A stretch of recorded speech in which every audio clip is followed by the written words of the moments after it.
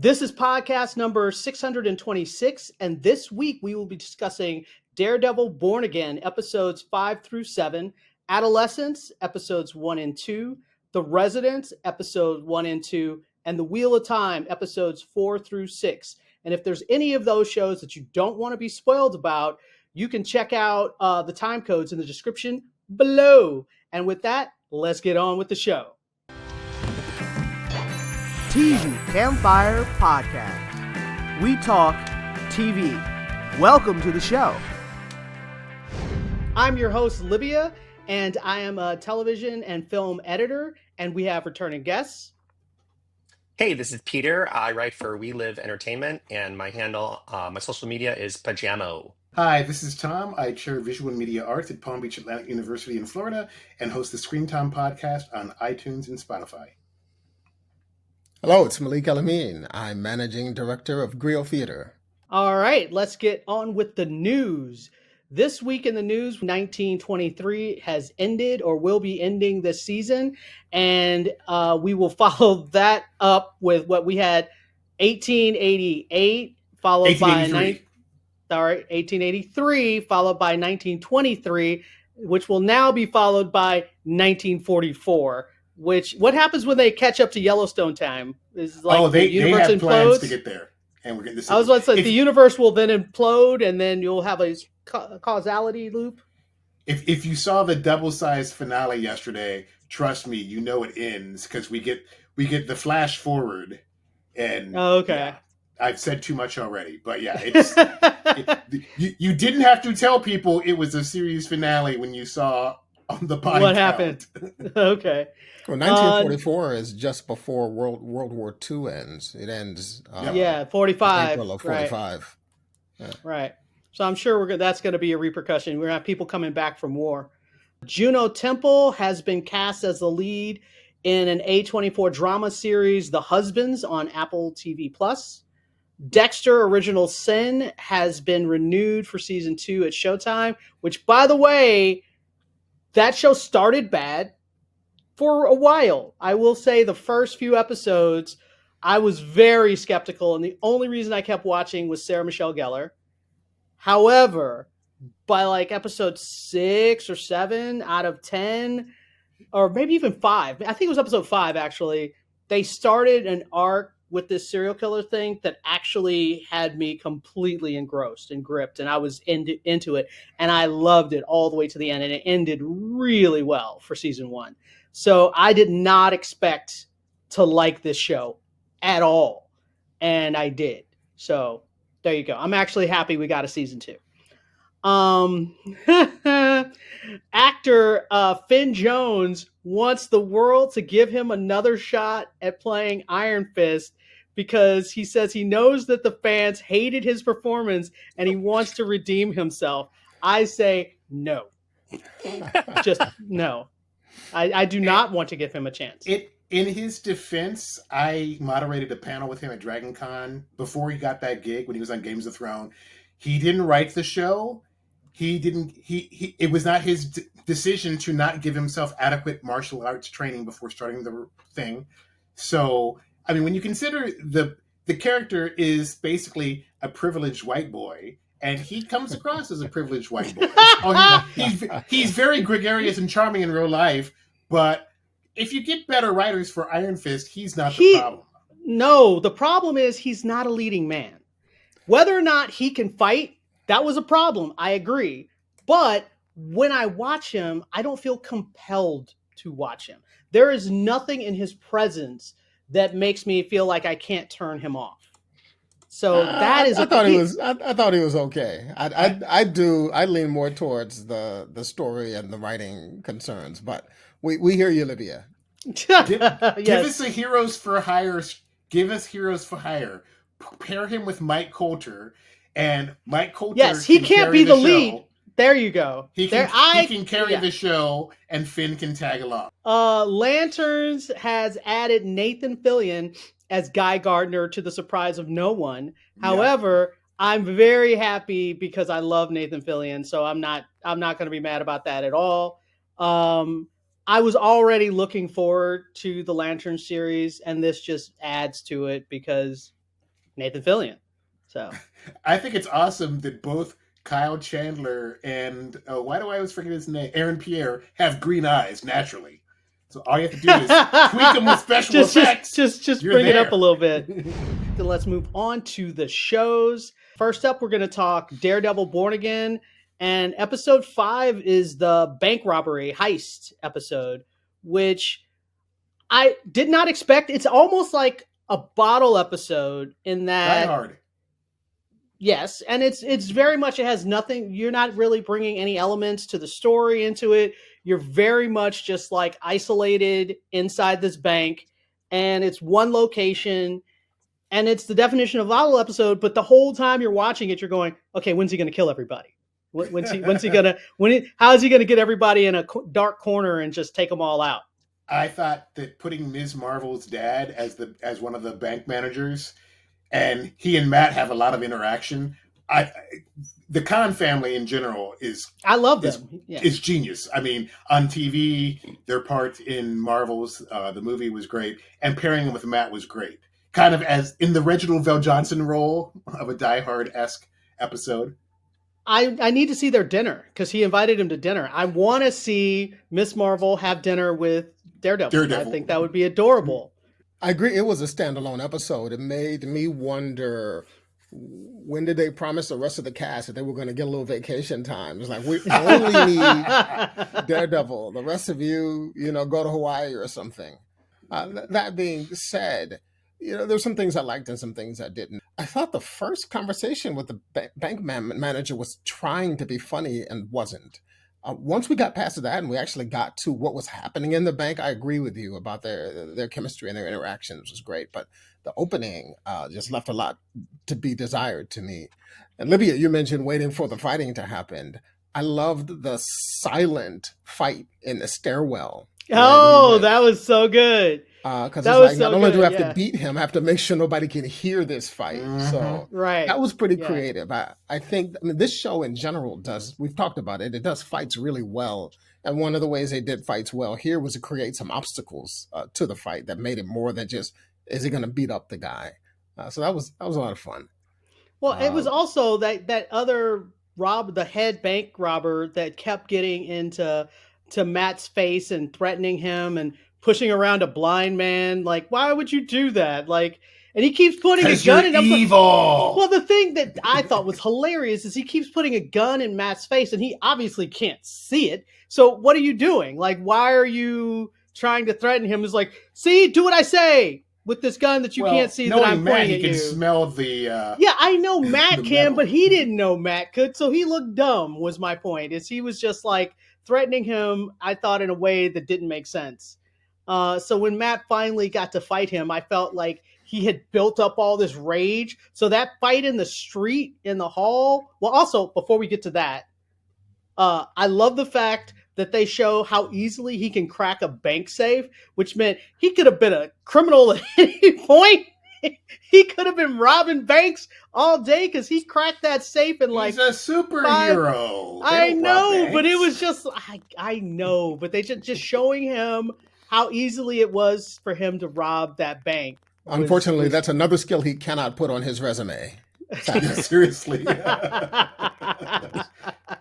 So, yeah, but then the fight in the... once the robbery was over and the guy disguises himself as a cop and gets out, and you knew when he had that fight with the guy with the red mask that he was totally going to end up using that mask for later. And but the way he beat that dude in the street felt like extra vicious. Like, I was like, what did he do to you? But it also felt more difficult than it should have been. He had a hard time beating that guy at first, which I didn't think was justified in he was some run-of-the-mill bank robber. He wasn't an MMA mixed, fighter. So I was a little surprised that it was actually that difficult initially.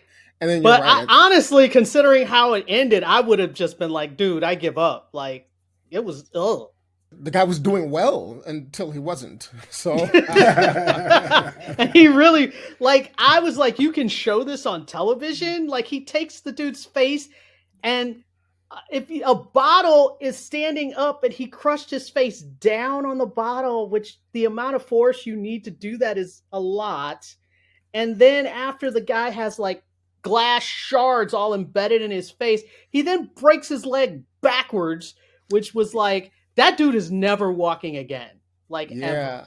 So I can't recall. Was he that brutal in the previous series? He was pretty brutal, was but pretty that brutal. felt he has been, but that just felt a little extra. Well, You know, I mean, but that that's just- been the case this whole season now. He's I hurting think people. I think they're bending over backwards to show we're not pulling our punches just because it's on Disney Plus. We are a hard TV MA. This is not for kids. Let's move on to the other episodes that were actually story-driven, continuation of the rest of the story, which is Fisk, or as you like to call him, Malik, Kingpin. Kingpin. Yes, Kingpin is out in full force, showing his colors, and really kind of being a little bit scary and vindictive and petty. When the season starts, both of them have abandoned their real selves, pretending to be something they're not.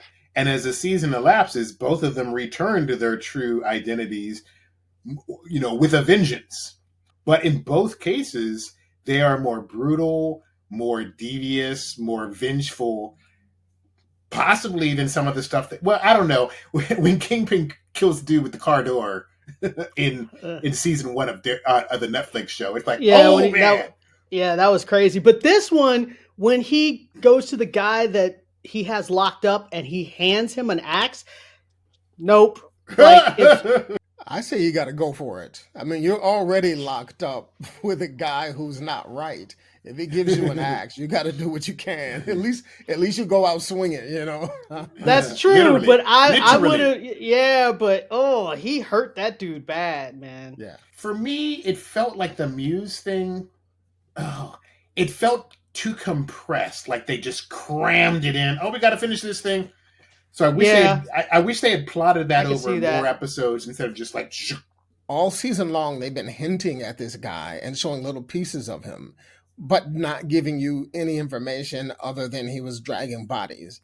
All of a sudden, we reveal he's a graffiti artist. He used to be down with Breakin' and Electric Boogaloo. I mean, he's like, he's doing all the spray painting with blood. And so you get a lot of story in one episode. I agree. We probably could have at least Data dump. You could have at least, because you find out all that information plus who he is in the same episode. It was too much. The bridge between 6 and 7 is because he felt her face in the morning, and when he gets to Muse's lair, he can feel the face of the paintings. He know that Muse has his bae. So when he goes to her office, and that's another brutal fight. Yeah. Surprise, Muse didn't get thrown out the window, except for the police arrived in the proverbial nick of time. Well, I want to comment on their kind of man-on-the-street interviews that they've been doing throughout the whole season. Yeah. They finally kind of started to get interesting to me. And also, the acting in them has also gotten really interesting. Like for episode 6, those interviews seemed like really real people. I was pretty delighted by it. But they also talked about this swordsman. They have a video clip of someone who's a swordsman. Oh, right, yeah. We then don't hear anything else about. So I imagine that's going to come up in the near future here. But also, we also talked about, both Kingpin and Daredevil kind of going back to their old selves. But Luca goes to Kingpin's office in the main office and tells him, I don't have to listen to you anymore, old man. Now, he knows this guy, right? It's not like he's never met him before. What does he think is going to happen when he says that to him? All I can say is we find out in episode 7 that Luca gets played by Wilson and Vanessa. Deliciously. That was nicely done. And when I say deliciously, I mean it because he's eating dinner.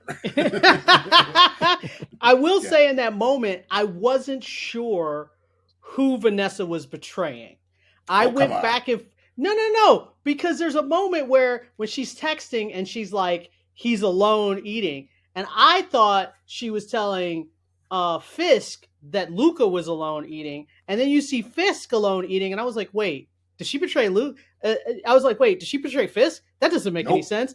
And then when it happens, you're like, oh no. Okay, she that was a setup. She set that dude up to show up, and then and the British enforcer took him out. Yeah, that was. I like that Fisk didn't even stop eating. Nope. He just was like, I'm eating my steak. There's a dude trying to shoot me in the back of the head, and I am not worried. Like, he did not even break stride at all. But I thought that 7 ended well, in that everybody is fully, like, Matt is fully back in his costume, and Fisk is fully back to being Fisk. You know, except now he has the power. You mean Kingpin. Thank you. Kingpin is fully back into being Kingpin, but you have to put a Mr. Mayor in front of it. So it's Mr. Mayor Kingpin now. And he's got his secret police force that have to follow his orders. All right, next up, we're going to talk about Adolescence. And the big kick about Adolescence is each episode is a oneer. There are no cuts. There are no tricks. They don't have any. They at least say that there are no hidden cuts anywhere. I no, they probably have some that for episode 2. No, I'm telling you, the production has said, the director in production has claimed there are no hidden cuts. That is what they're saying. That shot at the end of season 2, where it becomes an aerial shot. Episode 2. You mean episode 2? Sorry. Episode 2. Well, basically, it's on a drone. It's like a drone. It's like a drone. It's a drone shot. Yeah, but was it a drone shot completely before that? Yeah, they have an apparatus where it's a guy on a steady cam, and then it becomes and then it releases into a drone. It releases into a drone. Yeah, they have all the behind the scenes stuff. But interesting. So that's the shtick. They spend weeks rehearsing the whole thing, doing rehearsals. I mean, the shot. There's a shot where they leave a classroom. And I think I heard what they did was the window is CG. So the kid goes out the window. The camera is one take, but that window's not there because it can't be. So technically it is one shot. Jackie Chan could do it, Peter. Right. Jackie Chan could do it. Doesn't affect. So it's like, so. But every show has VFX. That's not the question. The question is, are they hiding cuts? But the overall premise of the show, which I think is an interesting topic, which is called Adolescence, is a 13-year-old boy who has killed one of his classmates. Allegedly. No, we saw the video. We saw the video. I'm just saying, Tom. Allegedly. All I'm saying, been convicted in a court of law. Oh, true. He has not been convicted. That is true. All I'm saying is that opening scene where they send 20 cops to arrest a 13-year-old boy, I felt was just a tad excessive. I was like, is he a drug dealer? What is the breaks? But it was just a lot of cops to arrest this kid. I was like, wow, what is going on? I wish episode 1 had been stronger. It didn't need to be supersized because they let it drag till we find out what's going on. And I just wish, get to it, because we know the premise of the show. I was okay with it. I mean, it probably could have been trimmed a little. I think the second episode is tighter. Like, they have more to do because they're on the school grounds. But I see what you're saying, but I didn't finish the episode and was like, this is terrible, I'm out. It's a little bloated, but I mean, like, it's not that big of a deal to me. I just wish that they had made that first episode tighter because they couldn't make it tighter because they couldn't cut. That's actually the problem. So I mean, I guess hold on, roll with me for a moment here, Peter. So I liked the concept of the show. I thought the actors are brilliant all the way across. I didn't actually that one take concept is a concept. It was not particularly for the pilot. It was not necessary to help further our understanding of the story. And there were places where it actually hindered that because you knew they were vamping. They were vamping because they had to get the camera from one place to another. And I felt that more in episode 1 than I did in episode 2. So I think they may have learned from episode 1. Yeah. So for me, it was slow because they couldn't cut. And they had a few moments of vamping while they had to get somebody to the next spot. It didn't overshadow the father's, Oh my the father of the God. accused. Who His co-created the work show. was so full, so vibrant, so nuanced. He's good. He was really the star of the pilot. And then the I kid, felt for him. Yeah. yeah, and then the kid and the detective as well, the main detective, all did some really strong I work. will say before we dive into the show, as long as we're talking about the fact that it's in the industry a oneer or whatever, is that Apple has a show called The Studio, and the second episode is a oneer. And I thought, and that's a comedy. But one of the things I thought the second episode did really well, I watched Adolescence first, was that we don't realize when we're watching Adolescence how much stuff is going on behind the scenes that could mess up the take. Something could fall, like door might not open right, a person's having a conversation. And so like watching those two within days of each other, that was actually kind of interesting for me. It made me respect how well Adolescence is, even though I agree with Tom that, and Malik, that it's like they are kind of vamping and it probably could have been tighter, but still it's pretty impressive. Like, yeah. Also, because it's in a oneer, that means these 4 episodes are essentially Jack Bauer 24, right? Yes, all real time. They're yeah. essentially real time. That's the right. Yeah. You can't be like 3 months later. It's like, well, I mean, I guess you could from episode, but you know what I mean? You can't be like later that night. It's like, no, this is all happening right now. I've been to a lot of like government things. Things take forever. So in the pilot, there's a moment where they're like, it's 6:20. He was arrested. It is now 6:55. I'm like, really? That quickly? If anything, I think in real life, it would take hours to actually get to the scene where they're actually going to show the tape. I think in real life, it would take like the whole day. Whereas in this, they're like, well, that's a really quick 40 minutes that it all got. That's what I was thinking just because of government red tape and everything. Again, you're right. It's England. It is not how we do things, but I just thought, wow, they are really efficient there. Like, so, well, that's another interesting thing you bring up, Peter. I think a couple of people have mentioned this. So it is Britain. It is their policing system and what we're accustomed to in terms of what rights you have. And there are lots of moments in both episodes where I'm like, can they do that? Can the police do that? I know. I was thinking the same thing. They took his blood and his DNA, and they were like, the only time where he got to say no was opening his phone. But other than that, he didn't get to say no for anything. And he has to, yeah. Even our version of, the right to remain silent, they added on, but if you refuse to answer, it can hurt your case. I was like, what? So it's just different because it's not our system of law.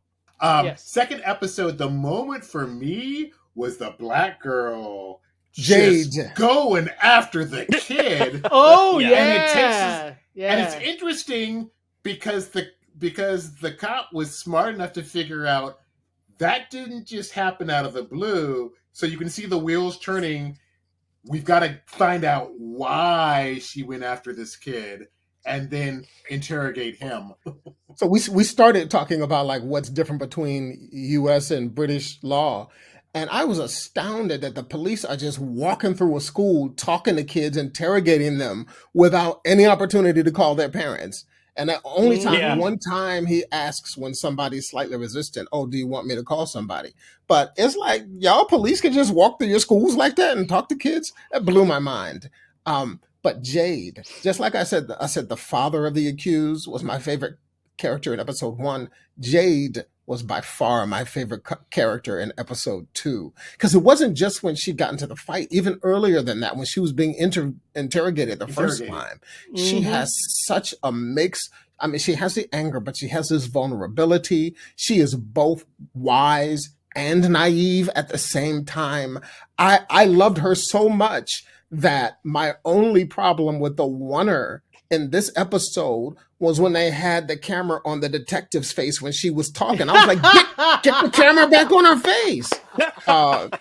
She was my favorite character. She did such a wonderful job. Terrific. I really liked, I agree with you. She probably is the highlight. But I got to say, the detective's son, essentially is a exposition dump, right? He's basically the one to be like, you're looking at this wrong, and I'm a teenager. I will tell you what these emojis are. I thought he was really good, even though because really technically all he's doing is giving you exposition. More, was really more interesting. Peter.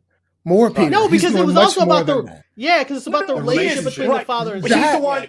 He's the one who gives us the info thing of like, this is what this means, but he does it in a very compelling way, and of course it's even more dynamic because it's a father and son relationship. I really liked that. Yeah, so they had a great way. I mean, how do you do exposition, right? The best way is that it doesn't sound like exposition. So you're right on that. The exposition is at the crux of the father-son relationship, which is actually the heart of character and story here, and he gets to deliver that exposition. But that father-son relationship is so full, good, and you can see that we have seen the detective.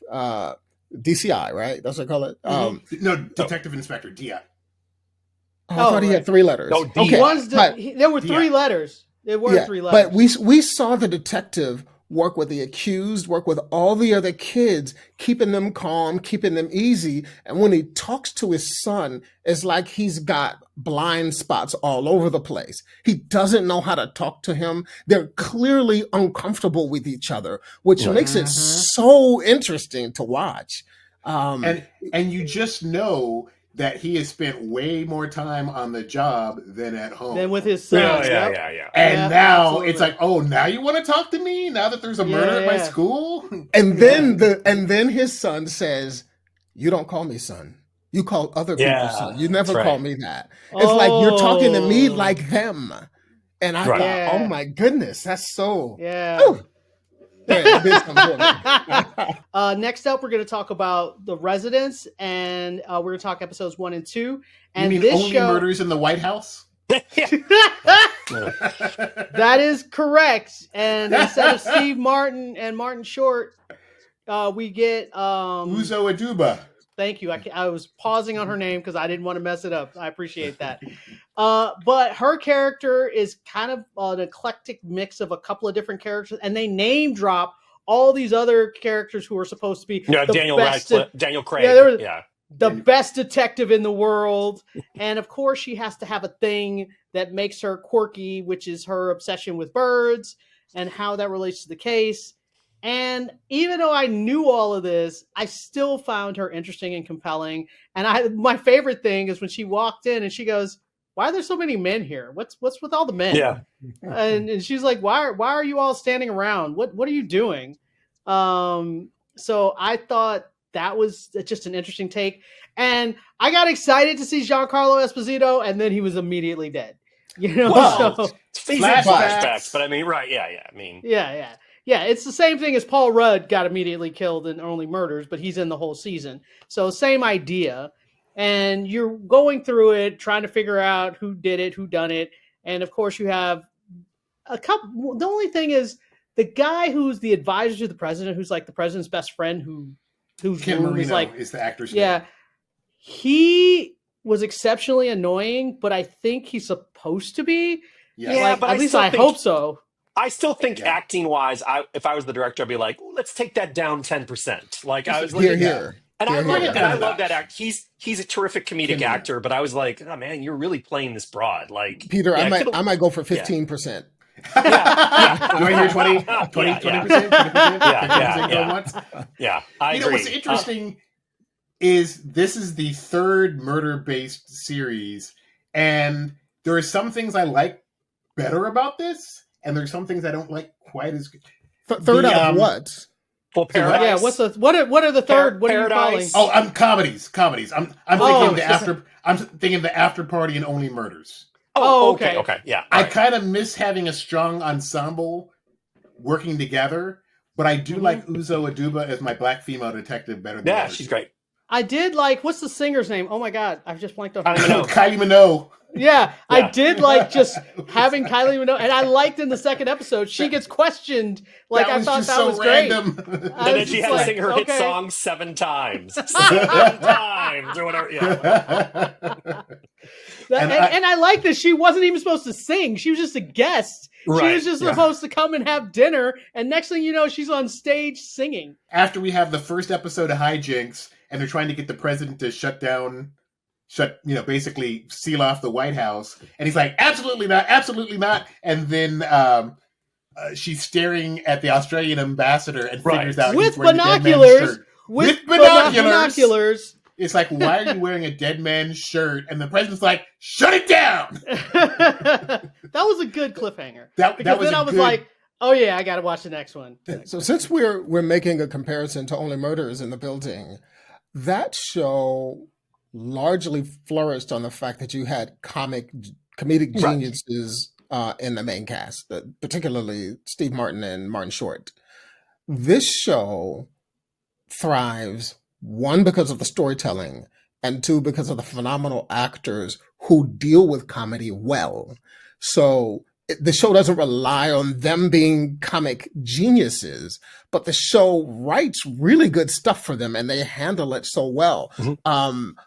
Uzo's relationship with Randall Park is one of the most refreshing things on television right now. The way they collaborate and fight, but still are kind of on the same page. I really like that he kept trying to help her, and she kept saying, "Go away, I don't need you." I don't. And he was like, yeah, she's like, you could just stay right here. He goes, oh, okay. And then next thing you know, he's getting in the elevator. Like, he's just following her around. And he genuinely, I think, wants to help. At least by episode 2, that was my impression. I think the problem I had in the second episode is more knowing that, like, it's kind of funny. We just talked about Adolescence, and Tom was like, well, it's only 4 episodes. I'm a little nervous that this is, I've heard this is good. I'm a little nervous that this is stretched out to, is it 8 or 10? It's 8. Am I that interested, like, for 8 episodes about this? Like, also, we were just talking about Ken Marino. I thought the same thing, how the opening of episode 2, after we do, there's an eagle, right? The eagle kind of like is seeing all the grounds of the White House and everything. The big opening scene is with the chef, right? Right. I kind of thought Marvella. Her performance was also dialed up to 11, where I was like, what is the deal? Like, why are we doing these openings with these one character that's like, so I will kill you? And I was like, okay. Like, I later the character explains that why she had sex with wait, is it the prime minister or is it the prime minister's assistant? It was like the deputy prime minister or something. Right. But she later says, like, I just had to get that energy out. So that it sort of justifies why she's so amped up in that opening. But for me, I was just like, okay, take it down. Like, and also, I thought the second episode was a little weaker because Uzo, while she's in it, because she's interviewing everybody, she is kind of a passive character where she's basically being able to interview all these people. And so I was like, well, what I like about the show is really her. So it makes me worry that if you're extending this for 8 episodes, that we're not going to get we don't get to utilize her as much, or you have to like stretch it thin. I've watched ahead. Now, I can't guarantee that you will be satisfied, Peter, but I've absolutely been satisfied with what I've watched so far. Well, do you think she gets to do more than absolutely. the second episode? Absolutely. Okay. All right. Yeah. Okay. I'd also just wanted to say one more thing about the premise, which is that we go back and forward in time, right? There's this Senate hearing that's happening after the facts of that night. And I like how the show goes back and forth. It has a former actor who was a former senator now playing as an actor playing a senator. Senator, which, which is very meta. Not playing Senator Al Franken. And also it allows the story to talk to itself and reveal story in some pretty compelling ways. I really like that structure. I was skeptical when I thought, another murder mystery comedy with an all-star cast, and then Uzo Aduba and Giancarlo Esposito, and I'm like, okay, I'm in. And Susan Kalichi Watson from This Is Us, love her. Oh, right. Who actually has a pretty big motive to kill him, by the way, which everybody's ignoring at the moment. But I will be disappointed if she's actually the killer, because she's the most obvious person to be the killer. Plus, the butler did it? Come on, really? So I think we're saying overall thumbs up for Resonance. We're going to be covering that again. Next up, we're going to talk Wheel of Time, episodes 4 through 6. And each episode of Wheel of Time is at least an hour. if not an hour and 6 minutes, which Mm-hmm. talk about trimming stuff down. I do feel these episodes are just a tad too long. So what I really liked in episode 4 was Rand and Moraine are doing, they're going through this test.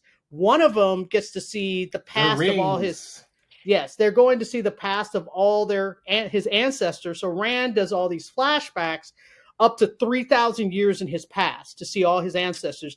And I found his story to be extremely compelling. Moraine got to see, like, in the multiverse with Doctor Strange, where he got to see 7 million outcomes. Right. She basically, and she's like, only one of them do we get victory. She Right. basically did the same thing where she saw 10,000 versions of her future, and half of them either Rand died or she died, and we got to watch them both die a lot in her visions. But with Rand, I really loved finding out that the Aiel warrior race that we've always known as these great fighters come from a race of people who were always about peace, and they had sworn a vow to never pick up a sword and to always be peaceful.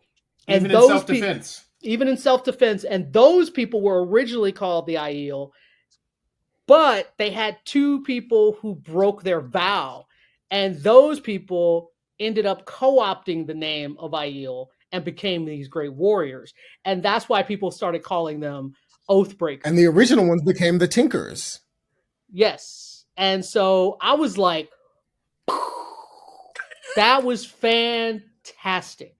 That was just really good. The reason why Rand went through that thing to see his ancestors was so he could become the Karakan, the king of kings, basically, chief of chiefs. And the Aiel have a prophecy that this Karakan will destroy them so that some of them can live. Can you imagine a prophecy was like, we're waiting for the person who's going to destroy all of us so a few of us can survive? Because I guess if he doesn't come, all of them will be destroyed. So that's just a lot to sit with, I think, as a people. Also up top near that episode, there was a moment where Lan and Avienda are fighting. And I swear, Libya, this was before we rewatched The Matrix. I watched that and I was like, Morpheus and Neo are fighting. Like, at the moment, it was a good fight. It was a really good fight. It felt like to me. Yeah. But then what was heartbreaking about that, after she did so well in that fight, they're like, now we're going to take your spears, and they literally break them. Yes. And you will never pick up a spear again in your life. And I was like, but what? She's so good. Why? Y'all could have re-gifted it or something. Why you got to break it? You know what I'm saying? Recycle. Yeah, that was heartbreaking. That hurt my feelings. So. Yeah. And then there's just another moment when they, they're trying to get permission to go into Ruadin, and Kuladen is trying to interfere. And the wise one is like, put on a dress and come to me to be trained. Otherwise, hold your tongue when wise ones are talking. I wanted to go hide somewhere on his behalf when she said that was to pretty him. good. I wasn't wowed about it. I don't know. It just felt like a big expository dump for me. That's the dude in a bunch of wigs. Yeah. So what did you think of the next episode? Some of the makeup was a little bit better than some of the older makeup was a little dicey. It was okay. It was okay. Y'all need better makeup artists. For me, episode 5, I actually used the word world building in my notes that I wrote about that episode. Okay. It was just nice. So in terms of the story, I wasn't wowed by 5, but in terms of some of the details that they provided to us, like they had the Aiel behaving like Muslims. They only eat with their right hand. You don't eat with your left hand. And just to have a moment like that where they reveal that aspect of their culture, I thought somebody's paying attention here. It also reminded me of the Fremen. I was like, these guys feel like the Fremen to me. The black dude with the skunk hair. Oh, and the white cloaks. The white cloaks. The white cloaks. Yeah. They come back with a vengeance, and the long-haired dude saves them. Oh, the warder for. What's her name? Ariel. She's the green Aja. Right. But Alana, she's you're talking getting about? turned. Alana, She's thank you. Alana. Alana. She's getting turned into a human pincushion, and then she had earlier separated her. She and the warder have a big fight, and he kind of storms off, and then he comes back in the heat of battle to save her. And he's like, "But I severed my bond," and he's like, "Yeah, you reactivated about 12 About minutes, 5 arrows in, yeah. 5 arrows ago Warders have exactly one job. to Their protect one job is to protect their Aes Sedai from being attacked. So her warder says, you're about to start a fight against people who specialize in killing Aes Sedai. And I'm Right. going to take this moment to beef with you and tell you I'm going to leave. Not only that, he actually can't leave unless she releases him. So he's talking all big like he's made this decision, I'm leaving. And then she says, oh, yes, I released your bond. He wasn't going nowhere unless she released his bond. So that's why I say that moment was problematic. It seemed to me like brinkmanship. It's like, you're making a really big mistake, and if I could leave you, I will. Oh, yeah? I'm going to release you. Well, I'm leaving. And then he comes back.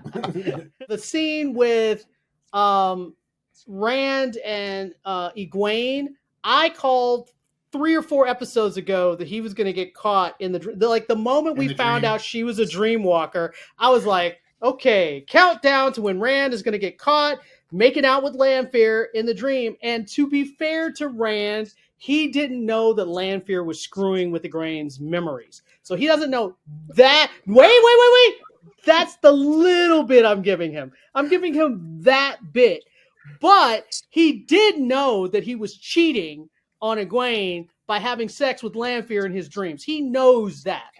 Wait, They it's are a called- dream, right? It's not real. No, 'Cause I'm but not it is real. No, because for the Forsaken, So you're can calling walk it in dream. your No, but Dream it's world. when it's a dream Dream world. world. When Rand is asleep, Lanfear can enter his dreams and interact with him, share information with him, communicate with him. So he knows she's real. He knows she's really there talking to him. It's And not he's just his going to imagination. meet her.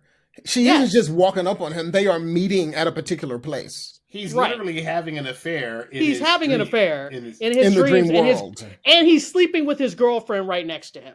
So And yeah, hold on, Libya. Whatever credit you want to give to Rand, there's a reason they are called the Forsaken.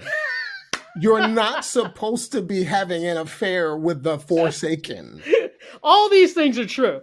Regardless of the cheating on her, he's supposed to be a good guy. He's Yes. supposed to be trying to start the Dark One. So having an affair with the Forsaken, who is the lieutenant of the Dark One, all of those things are wrong. If we've learned nothing else from 3 seasons of the show, he may be pretty, but he ain't smart. Mm-mm. No, he is not. And whatever, he deserved all the things that Egwene served on him. So Matt and Min and Nynaeve, Elaine, all of them are, and they're looking for the collar, but they find the bracelet. Right, but they're also Briefly. looking for The Black Aja. Leandrin. Leandrin. Yeah, the Black Black Aja. Leandrin. They give you her backstory, and you can actually see why she became a dark friend, because the light abandoned her. She was in an abusive situation, had a little baby, and nobody would help her. The only person who would help her is one of the Forsaken. So I kind of don't blame her. Here's my question. Why is Moraine still in cahoots with Lanfear? She's meeting with her. She's sharing information with her. She's plotting with her. Lanfear said, I'm going to send a little surprise out to Rand. I need you to not do anything. She is actively collaborating with Lanfear. This is one of the things that is different from the book. A lot. I loved Moraine before, and now I don't trust her. I don't trust her either, because she's, her job is to help Rand, but she also likes to take care of number one. Her job is to save the world. Whether that includes like that, she's looking at big picture. She's looking at big picture, and whatever it takes to get to that big picture, that's what she's doing. The scene of this episode is when Moghedien goes to Nynaeve and Elaine, and she basically bespells them.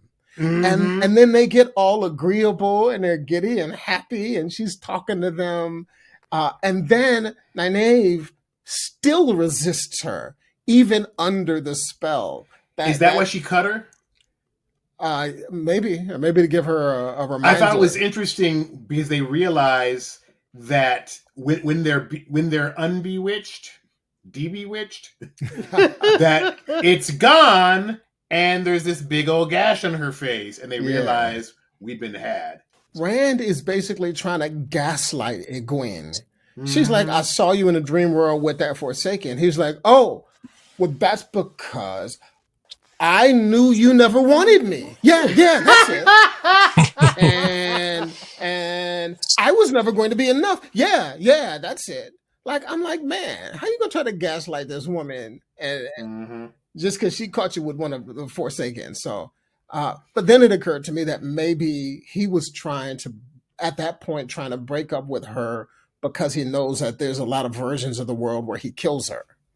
Right. So it's possible that he actually was being a gaslighter in order to try to save her. I hope that's it. Otherwise, I don't really like that dude that much. We'll find out. When the end at the very beginning of the episode where he's with the swordswomen and the little girl's got the big sword and they bond and whatnot, I'm like, okay, the rules declare that kid is toast. Fast forward to the end of the episode when the big battle breaks out and there's a corpse in the middle of them and he's like convinced he has the power of life and death. It's like, nah, dog.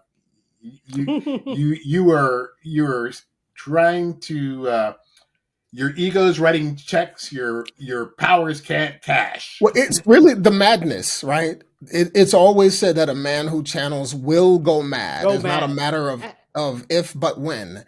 And so it's all about how much you channel. That decides it. Who was the guy in Game of Thrones who had the flaming swords? Was that Mir? Oh, it was the guy Dondarrion with the eye patch. Beric Dondarrion? Beric Dondarrion, yeah.